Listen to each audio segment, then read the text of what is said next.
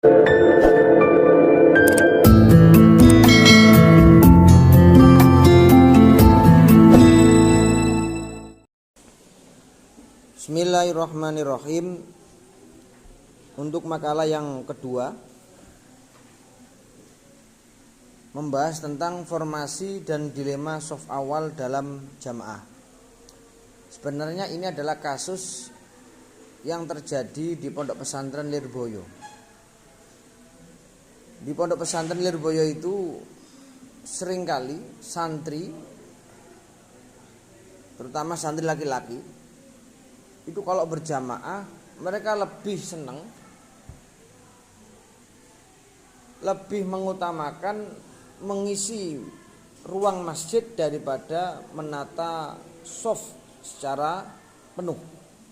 Jadi mereka lebih senang mengisi masjid itu penuh, tidak sampai menghiraukan atau dia ini tidak memperhatikan shafnya itu sudah penuh atau tidak. Yang penting masjidnya penuh. Lah itu bagaimana kasusnya? Kemudian ada fenomena yang lain, kasus yang lain, bahwa sering di musim penghujan itu shaf-shaf yang ada di pinggir, yang ada di pinggir pintu itu sering mengalami kebocoran atau sering kena hujan, sering kena hujan. Walaupun hujannya di luar, kadang-kadang kena sedikit-sedikit di pinggir-pinggirnya, sehingga shafnya nggak bisa penuh. Mereka lebih memenuhi shaf yang berikutnya atau masuk pada shaf yang kedua atau ketiga, supaya supaya tidak terkena basah tadi. Itu sebenarnya kasusnya seperti itu. Hanya saja kemarin saya kembangkan bagaimana hukum seorang makmum, yang ketika dia masuk shaf awal itu tidak bisa menemukan rakaat, tetapi ketika masuk dalam shaf yang kedua atau ketiga itu bisa bertemu atau sampai menangi rakaatnya imam. Kalau dia memburu ke shaf awal, otomatis kan agak jauh, sehingga rakaatnya imam nggak nututi, nggak menemukan rakaatnya imam. Tapi kalau dia langsung masuk ke shaf yang paling akhir misalkan, maka dimungkinkan, bahkan yakin dia akan menemukan rakaatnya imam. Oke, kita bahas dulu tentang sholat jamaah. Sholat jamaah itu apa? Sholat jamaah itu tadi sholat yang dilakukan secara bersama-sama dan tidak wajib harus dilakukan di masjid.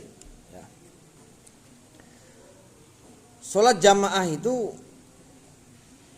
banyak sekali versi-versi ulama yang memberikan putusan hukum, mulai dari yang sunnah muakkad, ada yang fardu kifayah, ada yang fardu ain juga.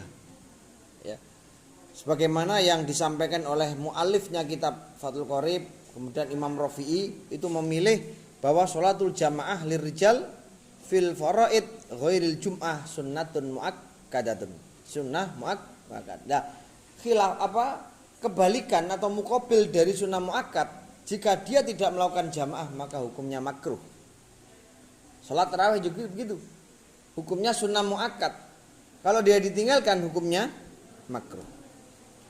Wal ashah indan Nawawi annaha fardu kifayah. Menurut Imam Nawawi, dan ini pendapat yang lebih sahih, hukumnya adalah fardu kifayah. Jika di satu daerah atau di satu wilayah tidak ada jamaah sama sekali, maka semua dihukumi dosa.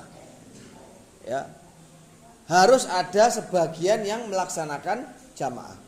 Di tambak beras juga harus ada jamaah. Umpama saja di tambak beras tidak ada sama sekali, satu aja tidak ada yang jamaah, maka menurut Imam Nawawi mereka berdosa semuanya. Wa yudraku al makmum al jamaah mal imam fi ghul jum'ah malam yusallim atas limatal ula. Jadi makmum itu bisa mendapatkan atau menemukan jamaah bersama imam selain Jumat, karena sholat Jumat itu syaratnya harus menemukan satu rakaat.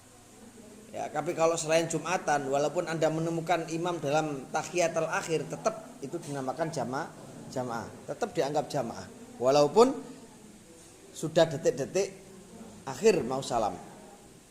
Ya.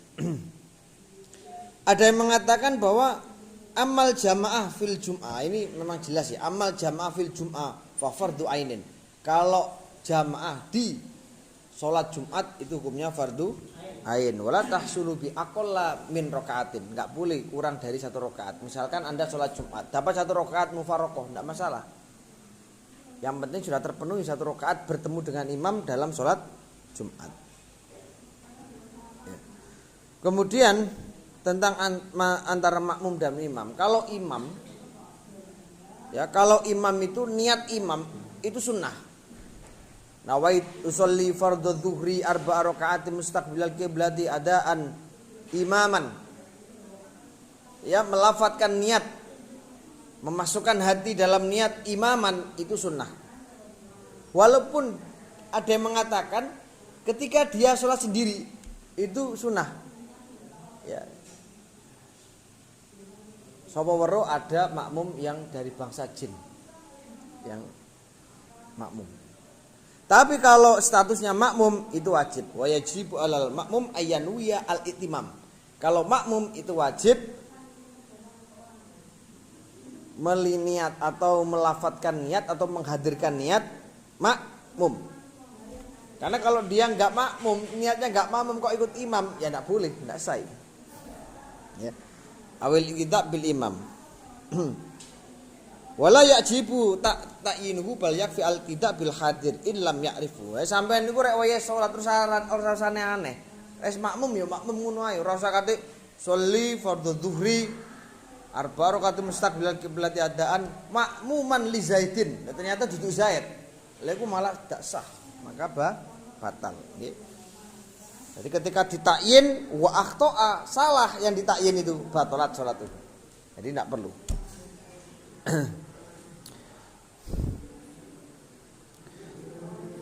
Kemudian tentang masalah salat jamaah itu harus antara imam dan makmum. Makmum itu harus melihat pergerakan imam atau pergerakan dari robitnya makmum yang ada di depannya. Andai kata tidak melihat, maka sholatnya tidak sah. Ada orang-orang yang awam sekali, dia sholatnya di rumah. Pokoknya dengar imam dari masjid dia ikut. Itu tidak boleh, karena tidak melihat robit atau imamnya. Terus bagaimana sholat melihat TV? Ya sama, karena Anda itu bisa nggak ketika diandekan jalan masuk ke situ. Ya misalkan ini imamnya, ini makmumnya, saya di sini. Diandekan saya ke sini kan bisa kan? Diandekan saya ke sini kan bisa. Ini namanya benar-benar melihat robit. Ketika saya maju mendekat itu bisa. Lah TV kan enggak bisa. Itu enggak bisa. Maka tidak boleh.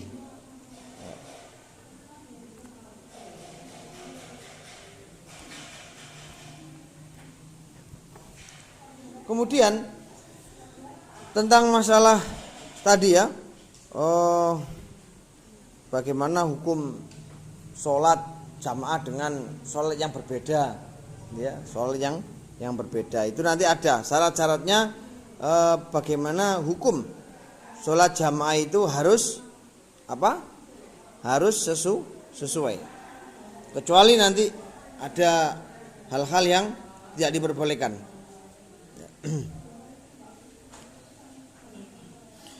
Kemudian ketika ada jamaah antara laki-laki yang merdeka dan budak, makmum dengan yang merdeka yang makmum dengan budak, itu hukumnya diperbolehkan.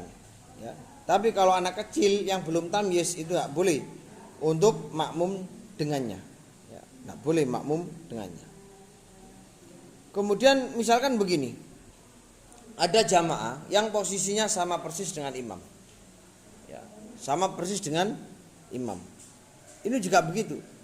Kalau dia sampai maju sedikit, itu hukumnya tidak sah. Tapi kalau persis sama, itu hukumnya makruh, ya, makruh. Karena apa? Karena itu dikhawatirkan akan mendahului posisi dari imam. Kemudian pertanyaan yang ada tadi bahwa sholat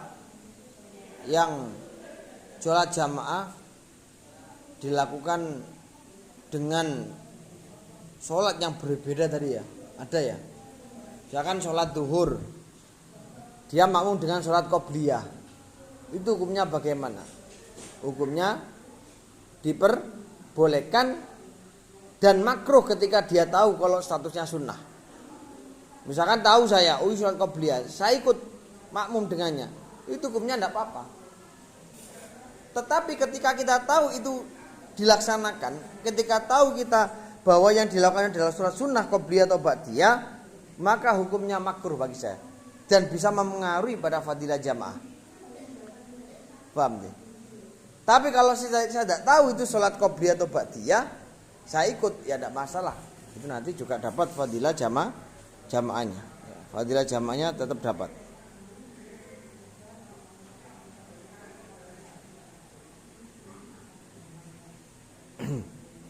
Kemudian apa lagi Mbak pertanyaan tadi?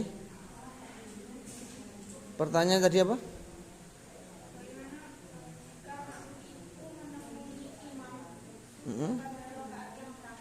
Ya terus?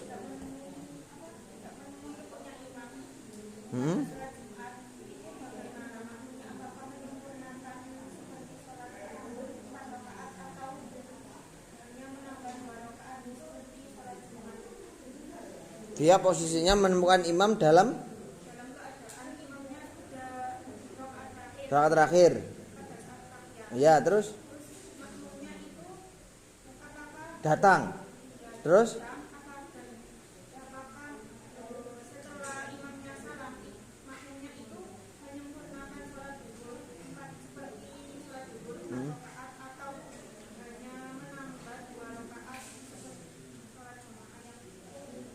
menambah jamaah.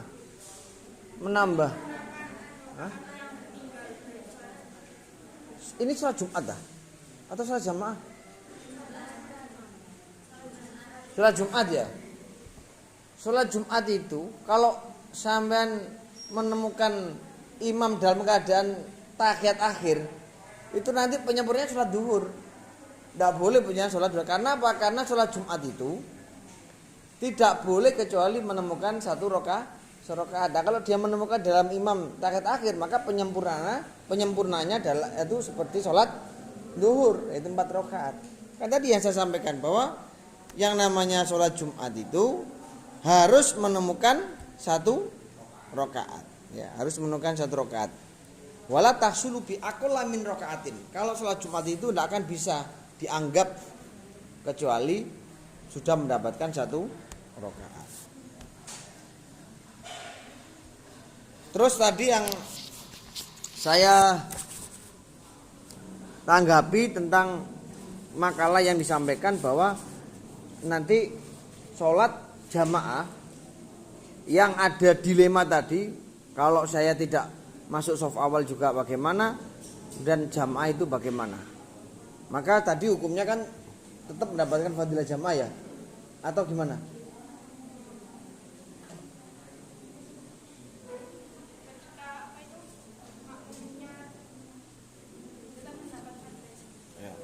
Ininya begini, kalau nanti dia mengosongkan shaf awal dikarenakan adanya udzur syar'i, maka fadilah jamaah tetap dia mendapatkan. Ya, sebagaimana yang disampaikan dalam Fatawi Al-Kubro tadi ya, kemudian Umdatul Mufti wal Mustafsi itu sama. Ya. Contohnya wasuila radhiyallahu anhu amman shalla fi shafil awal. Ditanyakan atau dipersoalkan orang yang sholat di shaf awal. Walam yumkinhu at-tajafi fi ruku' was sujud. Aw hasala rihun karihun aw ru'yatu man yakrahu. Kalau dia itu masuk di shaf awal, tentu ada beberapa rintangan, ada beberapa masyaqqah. Seperti tidak bisa sujud, tidak bisa ruku', atau di shaf awal itu banyak angin yang masuk melalui jendela-jendela itu, sehingga bisa menyebabkan gregesi dan seterusnya, ya. au nadharu mayulhi fal yakun as-safusani agharu idza khala an dzalika afdalu. Lah, terus bagaimana kondisi orang ini? Apakah dia masuk saf awal dan mengosongkan apakah dia boleh masuk pada saf kedua dan mengosongkan saf awal? Afdalu aula, lebih utama atau tidak? Kemudian dijawab ya sebagaimana dalam makalah fa ajaba bi qoulihi muqtada qaulihim al muhafadzah alal fadilah al muta'alliqah bidzatil ibadah aula. Minal muhafadzah alal fadilah al muta'alliqah bimaka niha. Bahwa orang ini menjaga fadilah yang berhubungan dengan ibadah itu lebih utama daripada menjaga fadilah yang berhubungan dengan tempat. Paham sampean? Menjaga fadilah yang berhubungan dengan ibadah itu lebih diutamakan daripada menjaga fadilah yang berhubungan dengan tempat. Kan ada tempat fadilah jamaah dan fadilah shaf. Berhubung dia kalau di depan, karena ini tempat kan, bisa membahayakan dan bisa mengganggu ibadahnya, maka yang dipentingkan adalah muhafadzah al muta'alliqah, al muhafadzah alal fadilah al muta'alliqah bidzatil ibadah. Jadi yang lebih bagus dari orang tersebut adalah masuk shaf yang kedua karena ibadahnya bisa nyaman. Nah, itu lebih utamakan daripada fadilah yang berhubungan dengan tempat. Ini yang sudah terjawab. Ketika ada uzur yang bisa menyebabkan dirinya nggak bisa khusyuk, kemudian banyak cuaca atau iklim atau sesuatu yang membahayakan di situ, atau sampai di sini ada nadharu mayulhihi, kemudian ru'yatu man yakrahu, melihat sesuatu yang dibenci dan seterusnya. Maka orang seperti ini lebih mengutamakan fadilah yang berhubungan dengan ibadah. Ya, karena bisa lebih khusyuk daripada di shaf awal tapi tidak bisa khusyuk atau lebih mengkhawatirkan. An-nasofas saniya au ghairuhu idza khala amma dzikra fi su'al au nahwu yakun afdhala min as-safil awal. Bagi orang tersebut lebih afdal menempati shaf yang kedua daripada shaf yang pertama. Wa huwa dhahirun, itu adalah jelas sekali.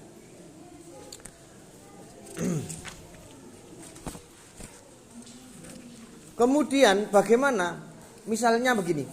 Ini ada masjid yang luasnya luar biasa, lebarnya luar biasa, panjang.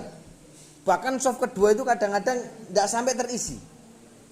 Itu bagaimana hukumnya? Apakah dibiarkan shaf kedua tidak terisi? Yang penting shaf awal terisi semua walaupun memanjang, atau sebaliknya memenuhi masjid supaya kelihatan penuh.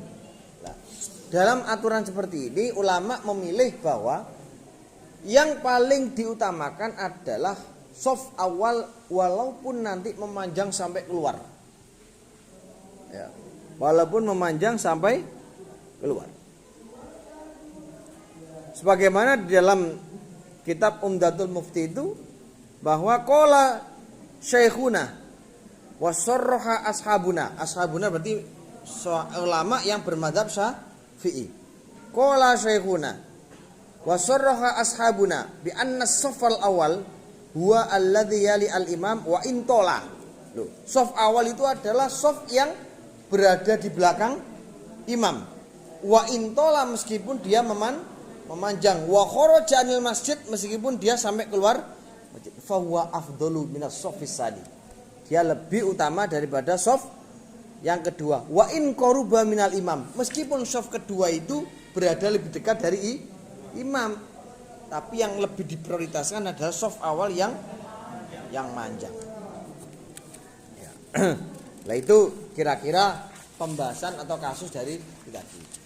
Kemudian tadi ada juga permasalahan yang ditanyakan terkait sholat antara madzhab Hanafi dan Syafi'i. Ya, itu nanti bisa dicek dalam kitab Tuhfatur Rahabah. Misalkan saya sebagai Syafi'i, kemudian ada imam yang madzhabnya Hanafi. Kita sholat.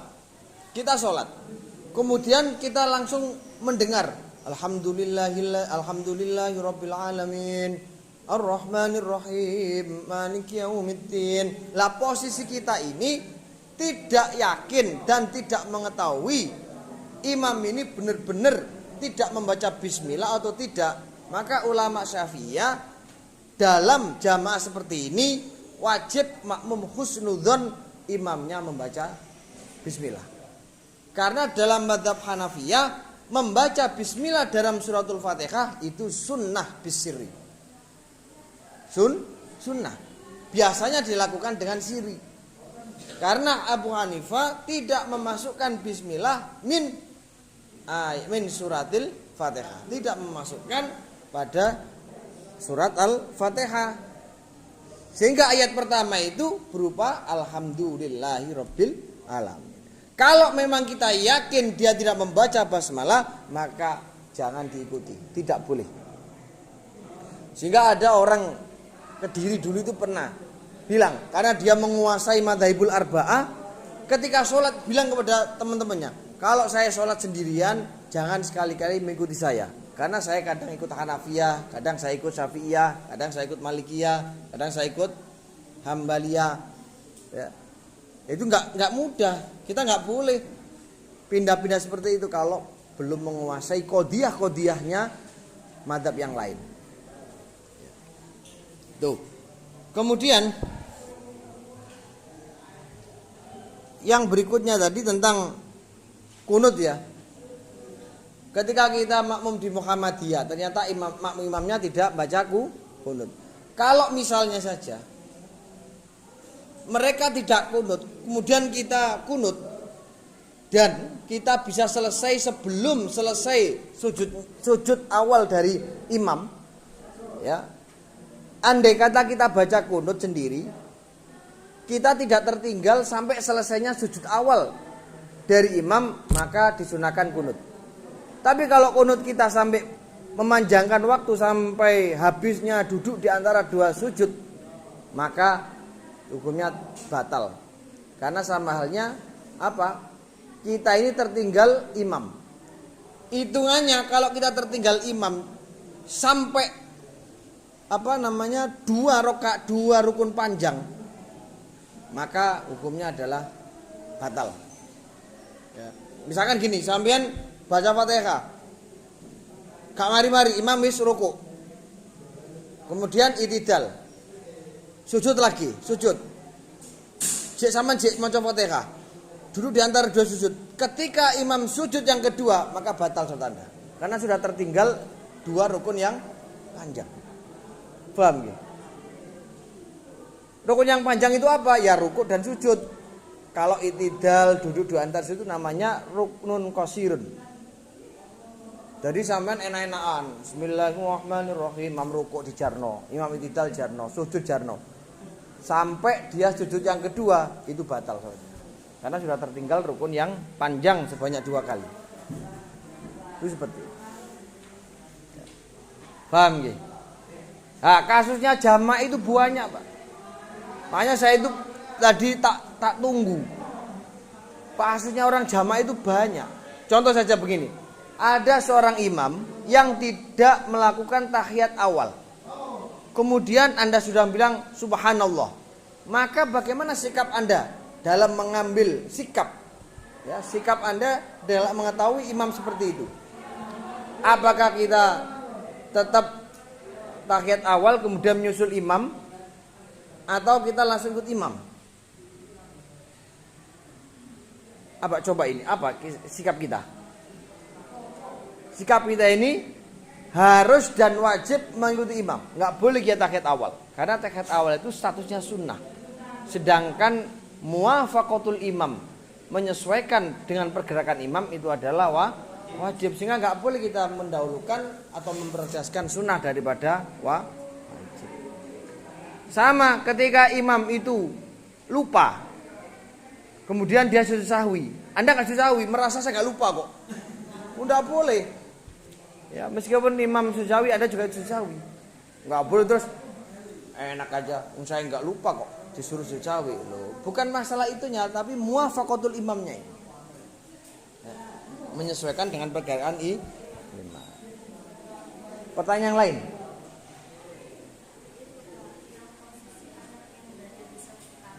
Anak. Terus?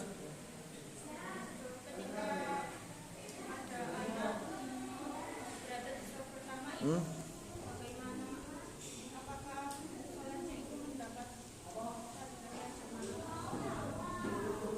Apa ini saya kan begini, banyak kasus-kasus itu anak kecil ditarik. Ya, anak kecil itu ditarik supaya tidak berada di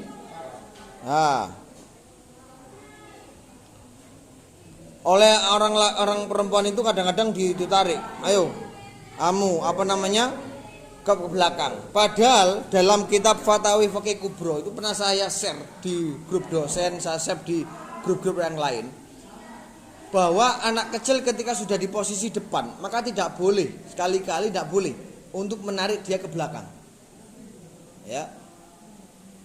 Dan menurut pendapat yang mutamat itu anak kecil yang datang duluan tidak boleh dikeluarkan dari saf awal atau dimundurkan dari barisan awal, kemudian diseret, diposisikan ke belakang. Ya, kenapa? Karena anak kecil ini tidaklah memutus fadilah shaf, tidak menggugurkan fadilah shaf, bahkan bisa menyempurnakan shaf jamaah jika shafnya masih longgar. Ya. Kemudian ada amma idza hadara asbyan awalan, ada anak kecil yang hadir duluan. Amma idza hadara asbyan awalan, qablar rijal, sebelum orang-orang dewasa datang anak kecil sudah dahulu dia masuk ke dalam shaf awal. Falaisa lahum izalatuhum an maudihim, apakah boleh untuk menggeser mereka, memindah mereka ke shaf yang lain? Halil murad bil hudur maji'uhum wa istima'uhum fi shafil awal ma'an amil murad al hudur fil masjid. Ini pertanyaan, kemudian dijawab. Al mu'tamad anna sibyan mata sabaku al balighin ila shafil awal lam yajuz lahum ikhrajuhum. Kalau ada anak yang duluan masuk ke shaf awal, maka lam yajuz, tidak diperbolehkan untuk mengusir atau untuk memindahkan mereka ke shaf yang lain. Bi khilafil khanasi wan nisai, berbeda dengan ketika shaf awal itu perempuan atau orang khunsa, maka silakan ditarik ke belakang. Tapi kalau anak kecil yang laki-laki itu tidak boleh untuk digeser ke belakang. Itu gimana? Yang lain sudah. Mungkin ada lain yang ditanyakan? Tidak ada. Sudah? Wallahu alam.